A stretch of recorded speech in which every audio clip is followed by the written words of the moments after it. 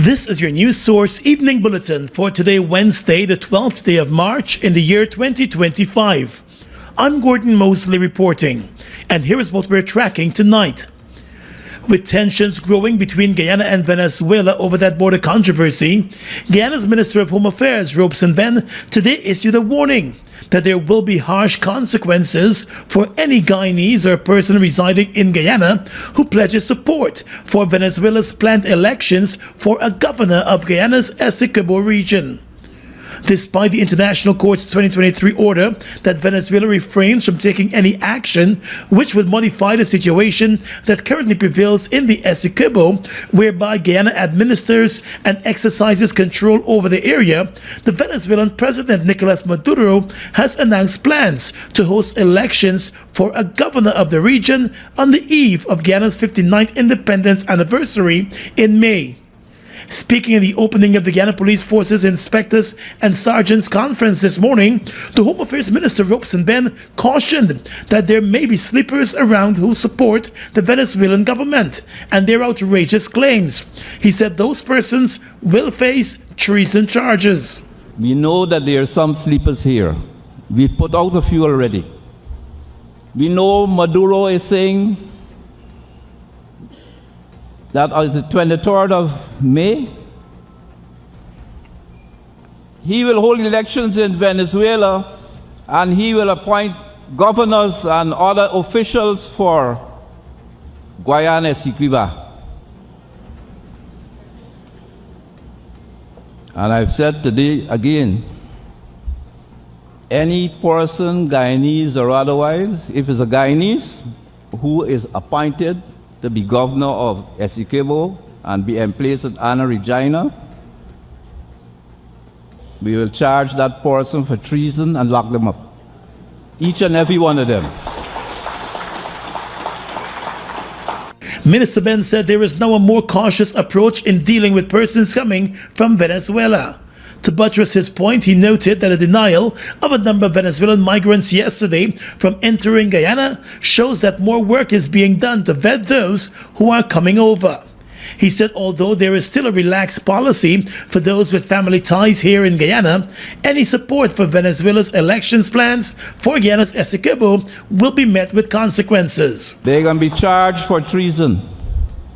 And anybody who is supporting them will also be charged. The issue of Essequibo and the settlement, the 1899 arbitral award, was settled a long time ago and they had no interest in it until they had political problems there, and then when we found the isle. Ben said a recent incursion in Guyana's waters by a Venezuelan Navy vessel and the shooting of 6 Guyanese soldiers near the Venezuelan border in the Cayuni were highly provocative and contributed to increased tensions. Can come in the Cayuni below Ettrimbang for purposes of innocent passage. Same thing out in our maritime, the EEZ, it's only innocent passage. They don't have a right to come into our place, take off the monitoring, the AIS, so we don't know where they are, and intimidate people. It is not innocent passage. The Home Affairs Minister said Guyana continues to receive the support of the United States, the United Kingdom, the EU, the Commonwealth, CARICOM, and many other countries and international organizations in defense of Guyana's territorial integrity. Last week, Guyana approached the International Court of Justice seeking an order to block the Venezuelan government from moving ahead with any planned election for a governor for Guyana's Essequibo. More news coming up in just a moment. It all starts with one. Maybe it's one look, you know the one, or one touch, even one word. I can start with one step, or one promise, one thrill, one first time, one deep breath, one leap of faith, one day to remember, or one night to forget. One moment, so many stories that make up one crazy, average, everyday, fabulous life. We get one life, just one. Make your move. It all starts with one.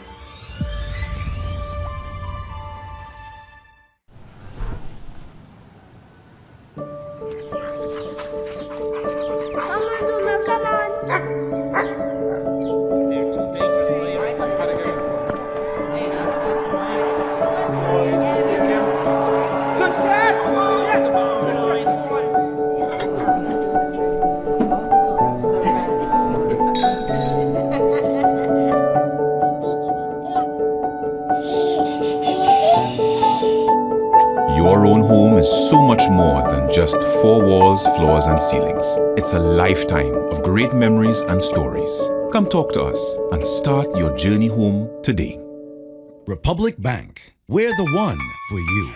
Citizens, please be reminded that the Ministry of Housing and Water does not sell land or housing units through any third-party arrangements or accept payments through any mobile money platforms. All our allocations are done at our Brickdam Georgetown main office, any of our regional offices, or at any scheduled Dream Realized event. A message from the Ministry of Housing and Water, Central Housing and Planning Authority. Mobil Delvac Heavy Duty Lubricants. With more than 90 years of experience and innovation, Mobil Delvac is a recognized leader in advanced heavy duty lubricants. Discover how the state-of-the-art Mobil Delvac technology can help protect and extend the life of your diesel engines. Mobil Delvac, the trusted brand for many successful businesses. Protect your fleet and keep your vehicles on the road and out of the shop.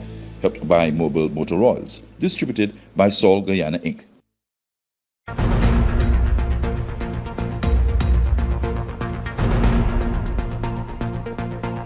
Welcome back.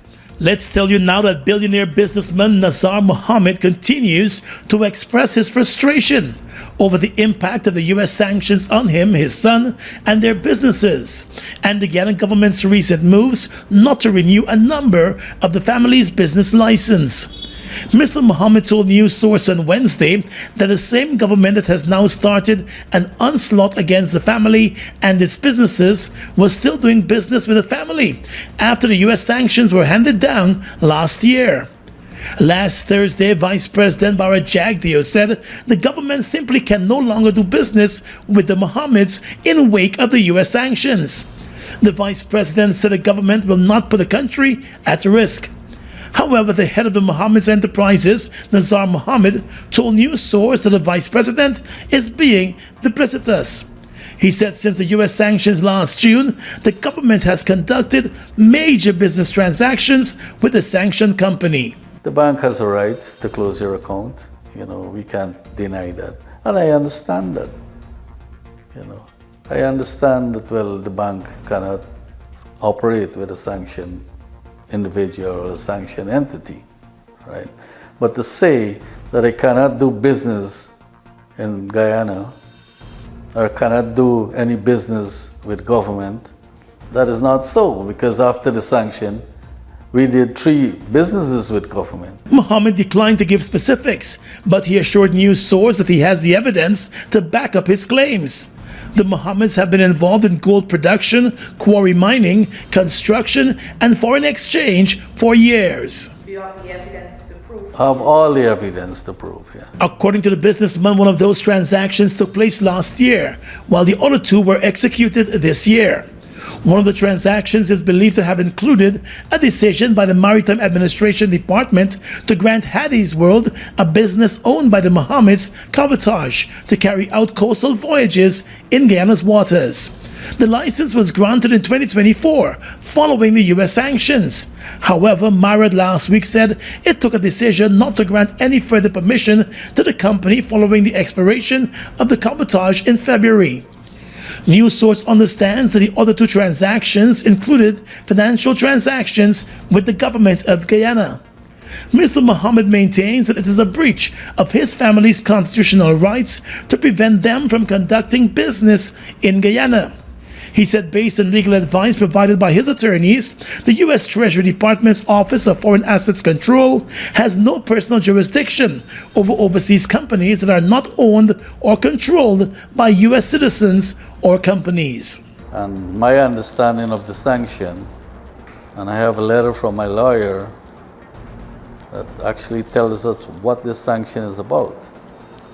That the sanction is about that we cannot do business with American companies and American businesses. But that does not prevent me from doing any business in my country.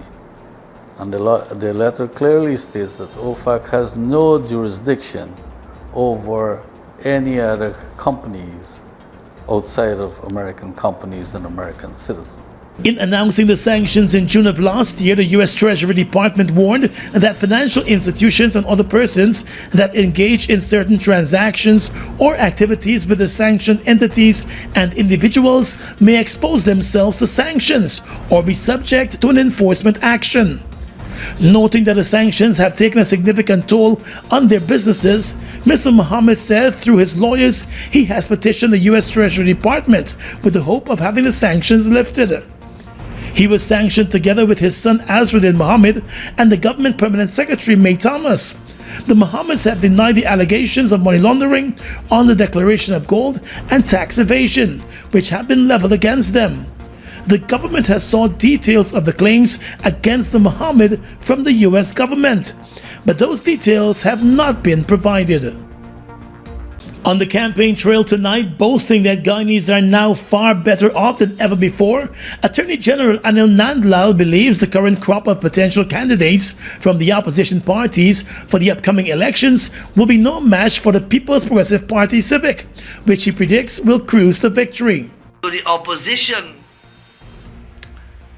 politicians have a very uphill task, because in the face of this avalanche of success,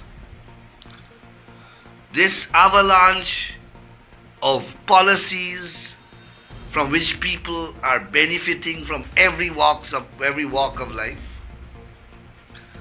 from that backdrop, they have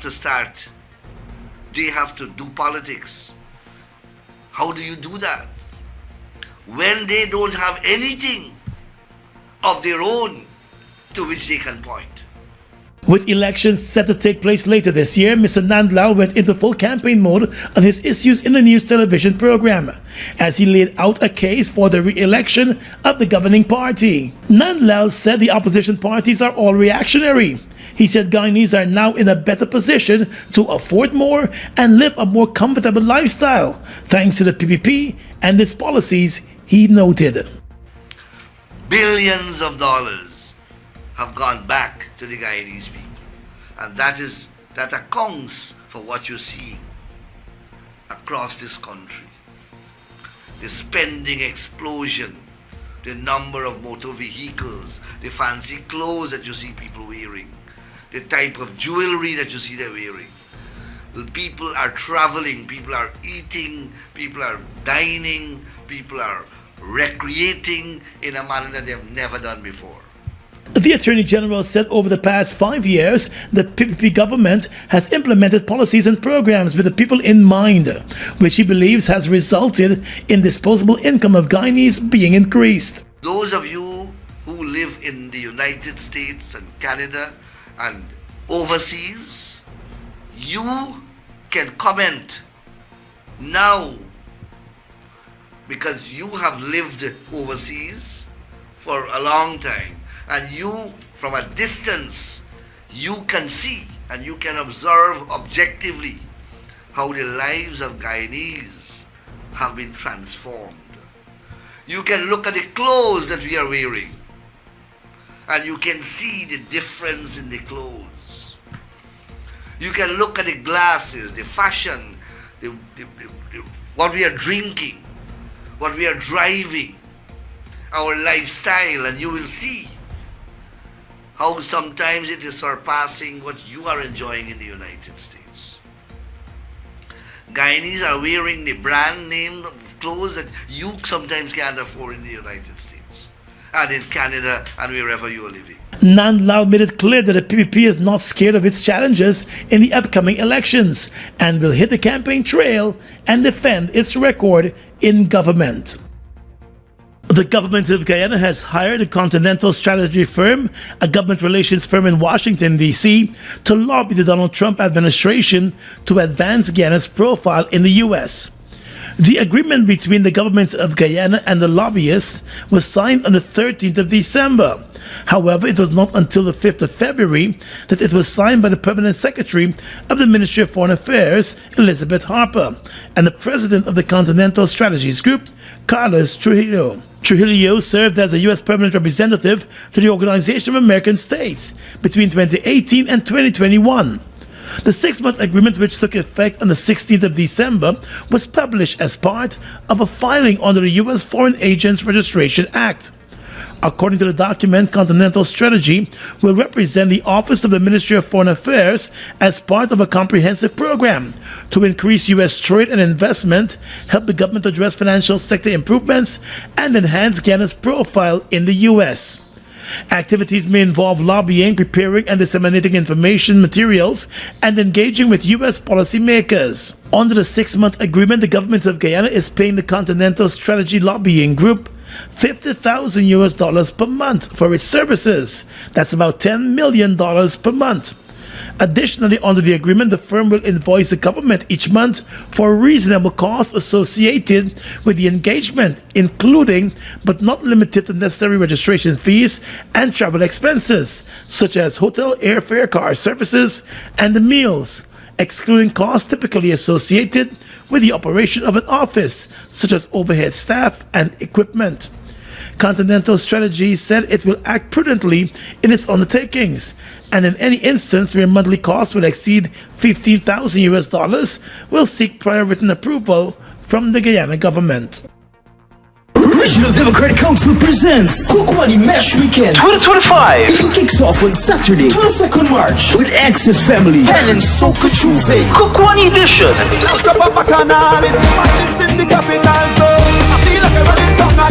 With a live performance by Luladol. Like talk to me, needs them, talk to me, needs them, talk to me, needs them. And the Kukwani Basketball Court. And Sunday, 23rd March, it's the big Kukwani Mashramani celebration. From Edward Crossing, Kukwani Waterfront to Water Park. Featuring live performance by Kurt Lee and Katie Kish. It's Kukwani Mesh Weekend 2025.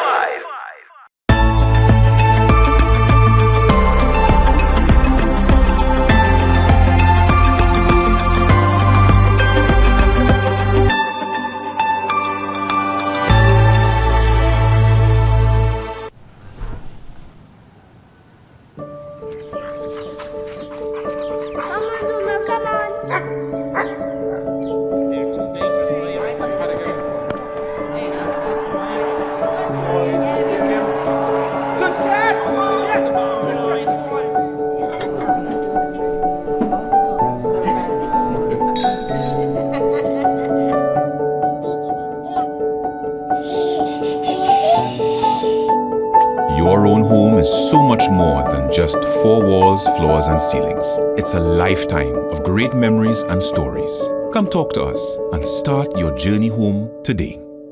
Republic Bank, we're the one for you.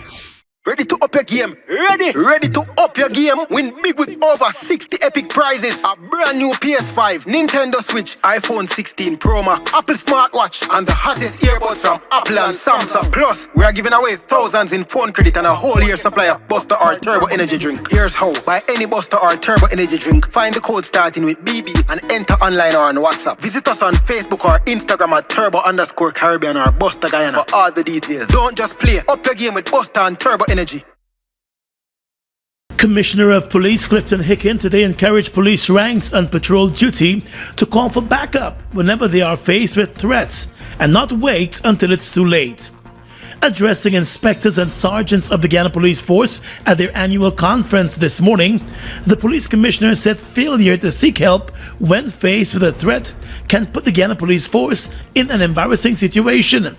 He made reference to a recent roadside brawl involving 2 police officers and 2 civilians, which was triggered by a verbal confrontation that quickly escalated and became physical.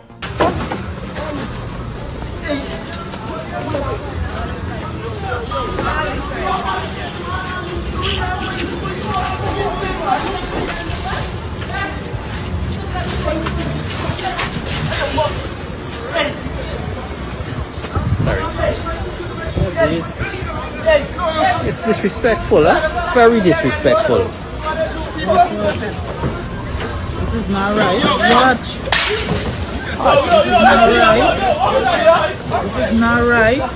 When you go out there, you do a threat assessment and you call to the operation room. Don't wait until you start fighting and things get out of hand and then you're begging to help. You are embarrassing the force when you do that. Mr. Hicken urged the officers to rely on wisdom and not just their training strategies. Wisdom tells us when to act and when to listen. It means balancing enforcement with compassion. Risk assessment is your policy. When you get out there, cannot be 2 on 2. It cannot be. It has to be 4 or 6 police to 2 people. And that's why we have the SOP with the operation room. In a statement, the Guyana Police Force said the action of the police ranks who were involved in that fight does not reflect the values and professional conduct of the Guyana Police Force. The force said while 2 wrongs cannot equate to a right, the Guyana Police Force urges all such actions to be reported for investigation. The 2 civilians who have been identified as brothers have since been charged and placed before the courts for their part in the fight. They were both granted bail.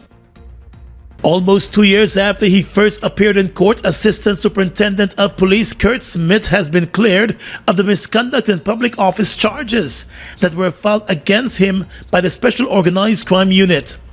On Wednesday, Magistrate Fabio Azor upheld the no-case submission by the police officer's attorney, Patrice Henry, and dismissed the 6 charges that were filed against him. The assistant superintendent was in charge of the police force's finance department when he was charged by SOCU for affixing his signature to contracts for the repair of a number of police buildings. The magistrate found that there was insufficient evidence of any wrongdoing by the police officer, and also found that he had acted lawfully and diligently in carrying out his duties to effect emergency repairs to a number of police buildings. The court also found that based on the evidence, the police officer did his job in ensuring payments were consistent with the contracts signed for the works. The policeman who was sent on administrative leave after he was charged is contemplating a lawsuit for malicious prosecution.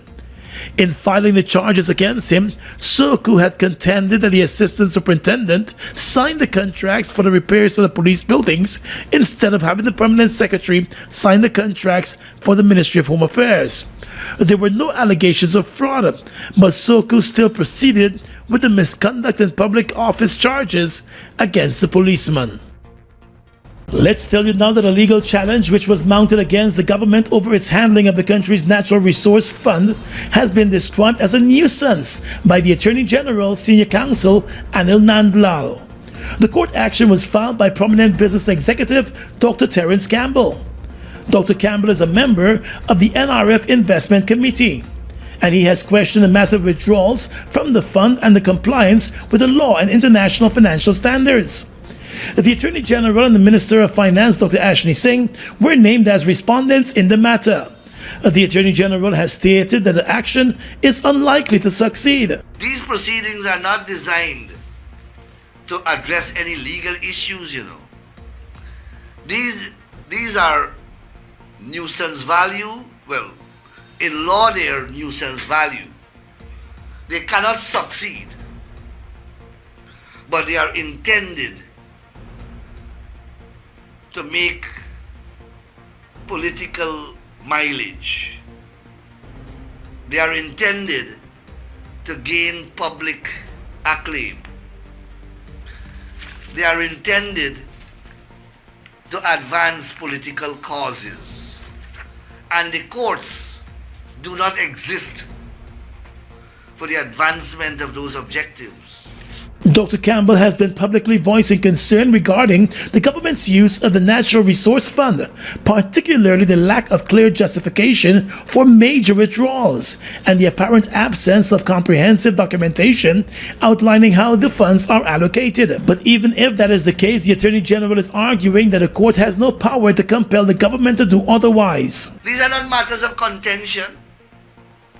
And then, worse yet, they're inviting the court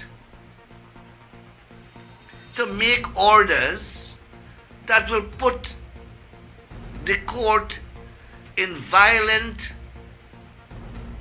breach of the separation of powers doctrine. They're asking the court to interfere with, and worse yet, usurp the functions of both the executive and the legislature. They are asking the court to direct the judiciary, to direct the executive on matters such as what is national priority and what are matters of national development priority.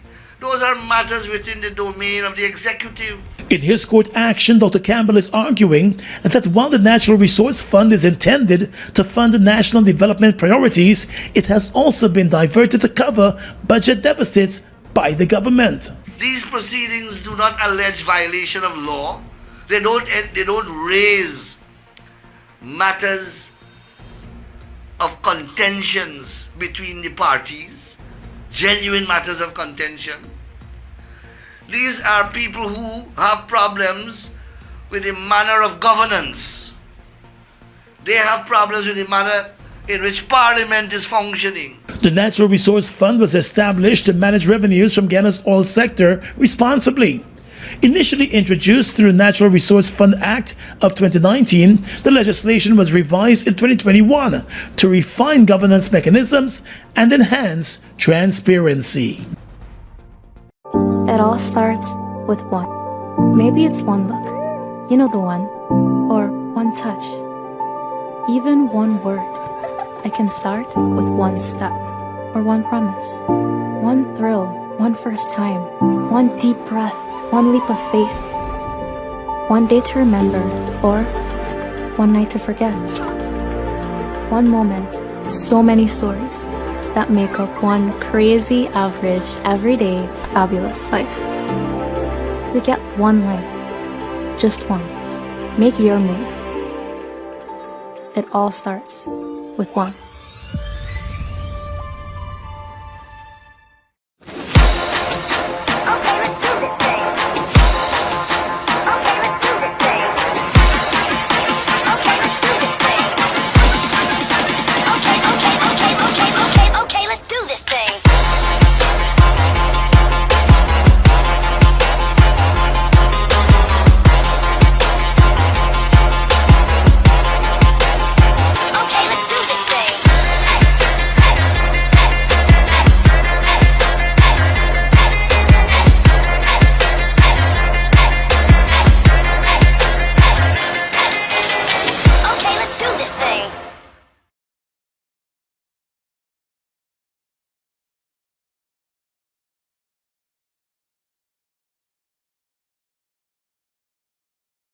Guyana's economy is rapidly transforming, and we're all part of it.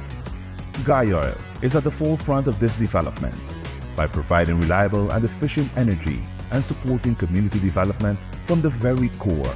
100% of Guyoil's profit goes back to building schools, roads, and other important infrastructure that connects our cities and towns, providing fuel to domestic, marine, industrial, and aerial transportation.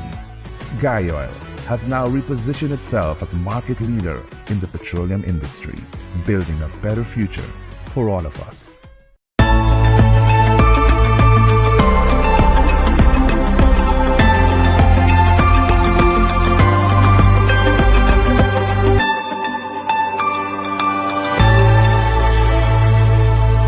With your regional and international news tonight, I am Svetlana Marshall in the region. The United Nations Haiti rights expert on Tuesday said he believed solving a spiraling insecurity crisis in the Caribbean nation was doable if law enforcement is properly supplied and neighboring countries do their part. William O'Neill, the UN High Commissioner's designated expert on human rights in Haiti, told a press briefing that approximately 3,000 well-trained and equipped international police are needed to combat armed gangs in Haiti. According to Reuters, the UN Security Council is set to debate a hybrid security support model that would establish a budgeted office to help supply an existing voluntary mission after lack of contributions has left it woefully undermanned and under-equipped. Haiti's government, which has called for urgent international security support since 2022, more recently requested a formal formal UN peacekeeping mission to boost understaffed police, but this met opposition from Russia and China. But O'Neill said the support office could help supply key equipment such as spare parts, helicopters, and adequate vehicles. He also called for neighboring countries, particularly the U.S., the source of most of Haiti's illegal arms, to do more to prevent the flow of illegal guns to criminal groups, noting that Haiti's border police are not equipped to prevent their entry. The Jamaican government has announced a raft of measures aimed at improving the socio-economic situation of Jamaicans, including increasing the income tax threshold to $2 million over a 3-year period. Finance Minister Favour Williams, in her first ever budget presentation to Parliament on Tuesday night, said that the income tax measure would go into effect from April 1 this year, without indicating the cost of the initiative to the Treasury. She told legislators that the threshold would first increase to $1.8 million, increasing slightly to $1.9 million, and finally to $2 million. The threshold was raised to $1.7 million at the start of the current fiscal year in April, at a cost of $9 billion. Williams also announced that in 2023, there were 652,220 individuals earning up to $6 million annually and paying income tax. The finance minister said her good news budget contained a raft of incentives for consumer and businesses, including a $1 billion subsidy to assist the first 20 consumers who sign up with Jamaica Public Service for prepaid electricity, an 80% cut in bond on duties for new car dealers, as well as longer repayment period on student loans. And finally tonight, international news. President Donald Trump's increased tariffs on all U.S. steel and aluminum imports took effect today, setting up a campaign to reorder global trade in favor of the U.S. and drawing swift retaliation from Canada and Europe, according to Reuters. Trump's action to bulk up protections for American steel and aluminum producers restores effective tariffs of 25% on all imports of the metals and extends the duties to hundreds of downstream products, from nuts and bolts to bulldozer blades and soda cans. U.S. Commerce Secretary said nothing could stop the tariffs, and Trump would impose trade protection on all copper as well. Canada, the biggest foreign supplier of steel and aluminum to the United States, announced 25% retaliatory tariffs on goods including steel, aluminum, computers, sports equipment, and other products worth $29.8 billion in total. Trump's hyper-focus on tariffs since taking office in January has rattled investor, consumer, and business confidence in ways that economists worry could cause a U.S. recession and further lag on the global economy. And that's your News Source Evening Bulletin for tonight. I'm Svetlana Marshall reporting and wishing you a pleasant evening.